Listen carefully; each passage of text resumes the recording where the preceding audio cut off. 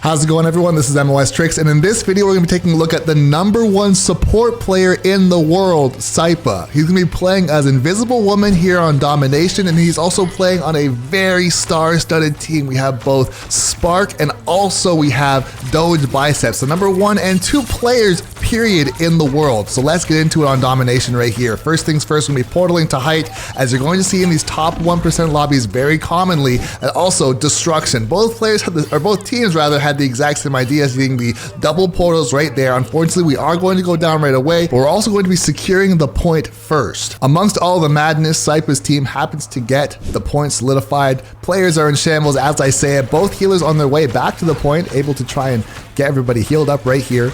And this is one of the things you're going to see Sypeh do a lot with this character, and if you're going to take away anything at all, this is not even just a support thing, but for Invisible Woman specifically, notice how much he's going to try and control the game with his shift and his E ability, pulling the enemies into his team so that they're able to get singular picks, and also protect not only himself but his entire team with his shift ability, trying to negate space so when players push up right here, for example, is able to put that chip damage on so they're able to win the fights and push everybody back and solidify the point. Right here, we're going to be having our team push up a very little bit. This is the one thing you'll see at high level play as well too. You'll see everybody push up trying to just take space into that choke, but the difference is that we don't have somebody pushing all the way into another zip code, into Narnia, getting clipped by the enemy team, and then they just roll us for free. Instead, as they sense the presence of the enemy team pushing up towards them, everybody backs up and tries to stay together so that we don't fall apart instantly because one person got a little too curious. Right here we have our Luna ulting on the point. Right here, jumping away. This is a super good play as well. Jumping away to not get hit by the Magneto ult. Also throwing the right click down to keep the team alive in that strange ult. And then also trying to push him away as well too, using the shift and the E, putting the damage on, and just about to get our ult right here. So that's one thing that's super, super important, is when you're playing support, of course, you want to try and heal your team. It's going to be the #1 thing, but also trying to keep yourself alive. There's nothing worse, and I've said this before in the past, healers are the foundation of the team. There's nothing worse than going down in a situation where you really don't have to. If you have to back up and let your teammate take a little bit of damage, or if they even happen to go down, it is okay in some situations as long as your entire team does not get folded. Sypeh playing the off angle right here, keeping his Strange alive. Just waiting for everybody to regroup so we can try and push back onto the point and take it back. So right there, that was a good play, getting the pull, pulling basically everybody into that attack zone, throwing down the ult, getting a pick, and now pushing forward. Getting another pick right there. Like I said, Sypeh is actually getting kills and contributing with the shift and the E ability, getting the pulls to pull the other players out of position, and now having a pretty good chance to try and take the point back. There's more ult popping right there. Unfortunately, our Strange is going to get counter-ulted right there by the Luna.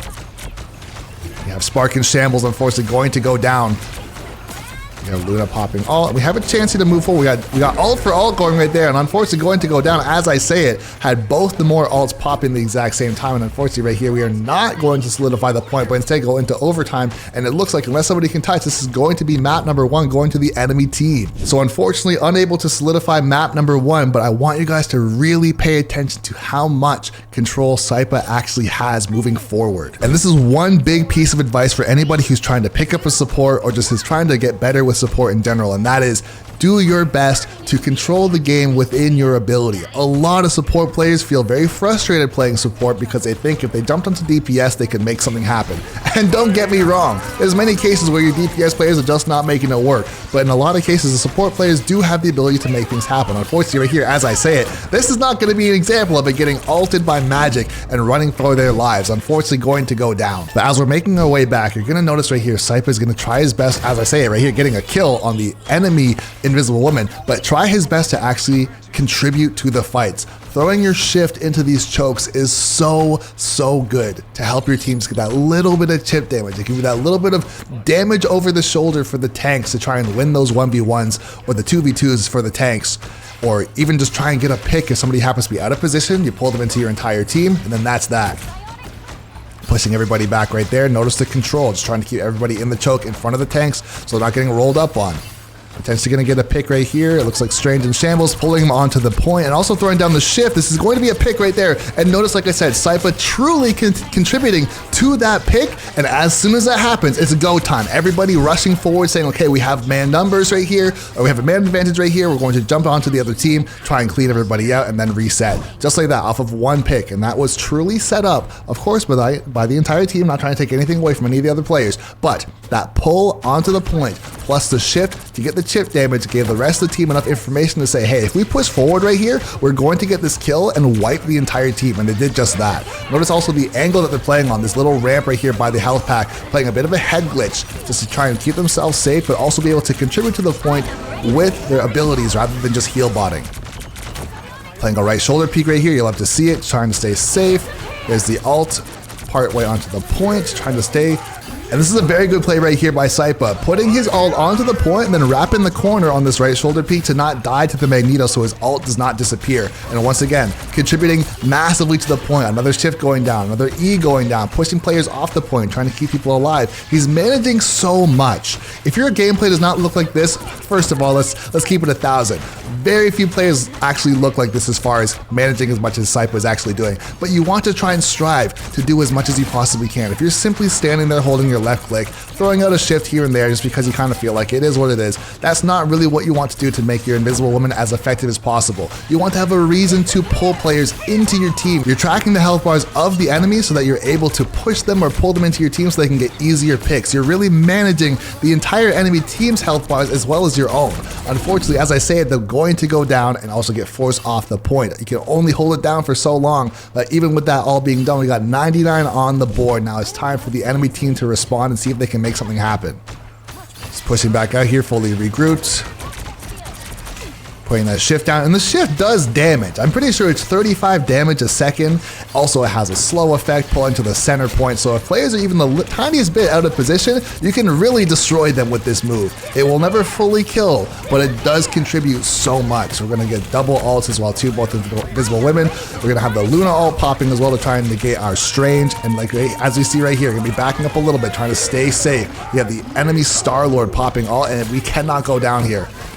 Trying to pull Luna out of position. Pay attention to the Luna. There she goes right there. That tiny pull got her out of position and we were able to get our Storm. Oh my god. As I say it, the ult's going crazy right here. The Strange getting a 3-piece and destroying everybody. All it took was the Luna getting out of position and getting picked by a Magneto, which was started off by our shift and our E to try and pull them in, get that tick damage, and then also delete them. Just from that one play alone, Sypeh setting up the rest of the team to roll the enemy team and then solidify the entire map. If you're someone who would like to participate in 12-man organized scrims and get weekly classes from top-level coaches, then be sure to check out the Marvel Rivals Academy today for a 1-month free trial. And here we are on the final map. I also want you guys to notice that every single time, if we have a Strange on our team at the highest level, they are portaling to height every single time. Just like the enemy team, just like clockwork, you gotta know this is about to happen. The reason why players are portaling to height rather than right to the point is because you have a height advantage if the enemies happen to drop down onto the point.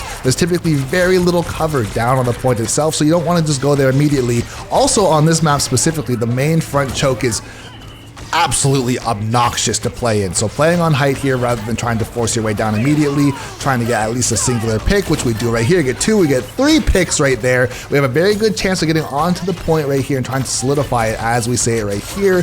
Looks like Strange is the last one to go down. We force everybody back, and that is why you play on height. If we went down into the choke immediately, and if you're playing against a team that goes up to height, they have free beams down into the choke the entire time. Invisible Woman can throw her shift down there. If they have a Moon Knight, same thing. If there's an Ankh down there, just blasts you completely and forces you back. So playing height is so important. Also notice here the positioning by Sypeh, still playing on height, pulling them out of the choke right there, trying to set up a potential pick for the team, but we have the Luna ult, we're also going to get forced off of height. Notice once again, Sypeh, for the most part, up until this point right here, was playing off to the side, a huge push to keep everybody alive. That is a massive play right there. The push to keep the Agamotto behind our Strange's shield, and not a single person on our team got hit by that. That is a crazy play that is underrated, and if you don't know what's going on right now, my god, that was a crazy play coming up by Sypeh, keeping the whole team alive, rolling the other team, and also keeping them off the point.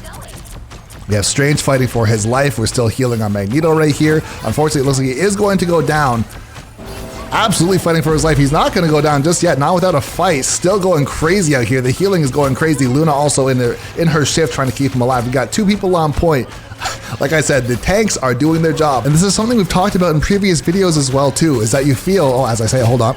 Unfortunately, we're getting flanked by Namor. You don't see it often, but sometimes it does happen. But what I was going to say, a lot of the time it feels like when we're fighting for the point and it's so close, you feel so inclined to just jump on the point as a healer because it's just another body on the point. It makes you feel good to see more players on the top of your HUD on the point, and it feels like you're going to win it. But even in that situation there, in the top 1% lobby, the healers were allowing the tanks to stay on the point and do their job instead of throwing the game by jumping on the point with them and then losing. And as I say it, a very quick round, and that is actually going to be the game because Sypeh just played properly. The stop on the Agamotto as well too was absolutely massive. And just like that, it's going to be a 2-1 for Sypeh and the team. Also getting the MVP on Invisible Woman. And guys, when you play with that much control and that much positioning, just like Sypeh did, it can look like a steamroll. Like I had mentioned, guys, this is a top 1% lobby. We have one above all and Eternity players on both teams. The rank 1, 2, and 3 player on the same team as well too, having Spark,